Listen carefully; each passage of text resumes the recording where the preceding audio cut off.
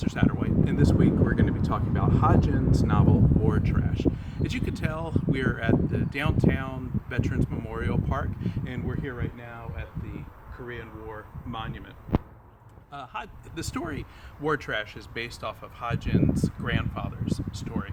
As you may have noticed in your copy of the text, in the very back there's extensive footnotes, and one of the reasons why there's extensive footnotes is because of the content within the story. For a lot of you, the content is going to be pretty intense if you've had experience in combat or experience with war or experience with violence, and this may be something just to keep in mind as you're going into the novel. In my experience in reading this is one of the most intense war novels that I've read. It's also one of the most intense prison novels that I've read as well. And one of the reasons I describe it as both a war novel and a prison novel is because Ha Jin's grandfather, or the main character in the story, the narrator of the story, which first I'll bring up that is a novel, it's fiction, a fictionalized version of this account.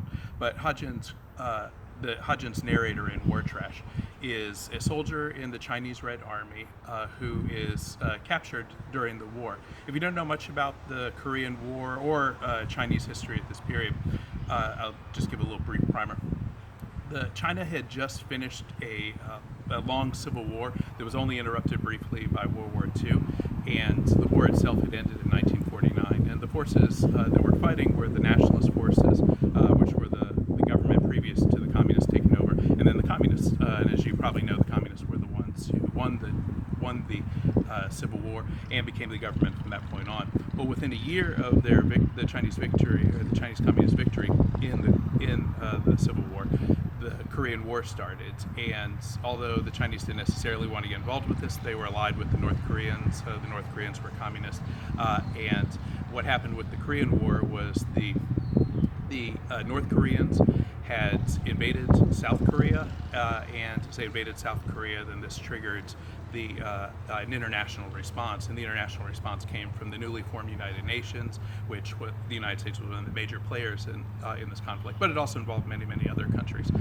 And the United States was allied with the nationalists in this conflict, or in the Civil War previously, and then when the nationalists lost the Civil War, then they had issues with the Communist Party, to say the least. Remember, this is also the 1950s, this is part of the Cold War, part of the Red Scare, many other things are taking place.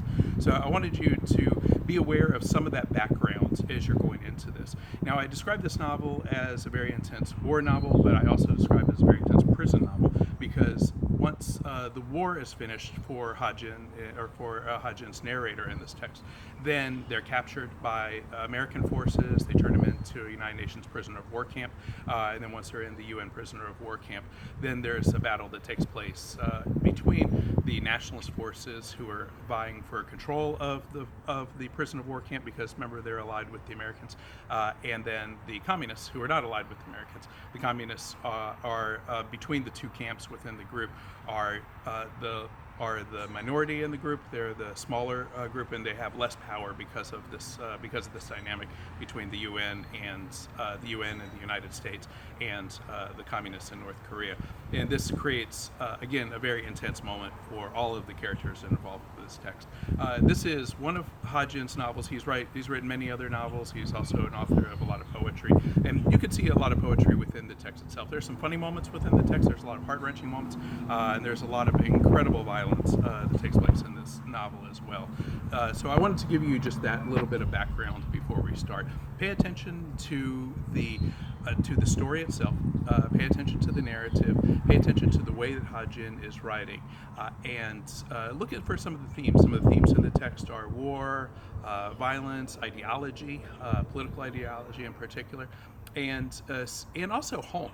What does home mean in this context, and what does it mean for his character, for his narrator, to want to go home, and what does he have to sacrifice in this process? So these are some of the things I wanted you to think of when you're reading this novel. And also, I want to just remind you that this novel is a very timely novel. As you're surely aware just by watching the news, that currently, as I'm recording this, the United States is possibly going to be meeting with North Koreans and actually ending this war. If you weren't familiar with that, the war roughly went on from 1950 to 1953, and then there was a truce. Truce doesn't mean a peace, and the truce is extended from 1953 until right now. So it might be something that comes up within the next couple weeks or next couple months. We might even eventually see an official end to this war. Currently, it's not the case. I know some of you are in the military, and some of you may have even served in Korea. That's part of this legacy and this background that's going on with this text. And what I hope that you'll gain out of this novel is not only you get the opportunity to read an incredible Chinese American novelist, but then you also get the opportunity to read something that's very timely, that will give you a little bit of background to current events that are taking place. So thank you very much, and I hope that you have a good reading experience. As always, let me know if you have any questions at all. Thank you.